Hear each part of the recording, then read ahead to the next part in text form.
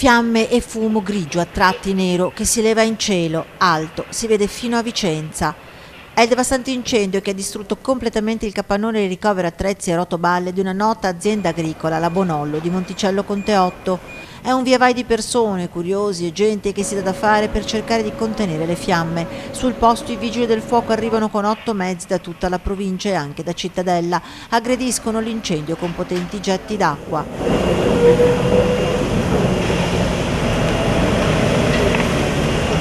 La famiglia di agricoltori guarda attonita le fiamme divorare il frutto del loro duro lavoro, mentre altri rapidamente, temendo il peggio, smontano il tetto della Pompeiana. Non si sa mai, qualche favilla potrebbe arrivare fino a lì.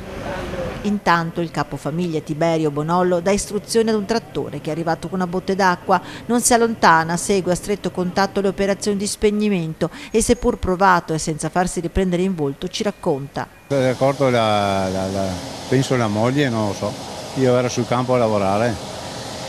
È corso qua e ha visto? Disastro. C'era già gente qua che dava una mano. Cos'è che è andato distrutto? Attrezzatura, trattori, 2 trattori, attrezzatura e tutto il fieno.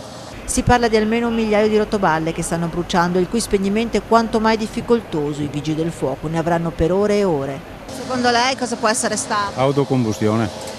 È la seconda volta che il fuoco si porta via il capannone della famiglia Bonollo, l'altra volta nel 2009. Sul posto, oltre a molti curiosi, è arrivato anche il sindaco di Monticello con Teotto che conosce da tempo la famiglia. Sono venuto subito.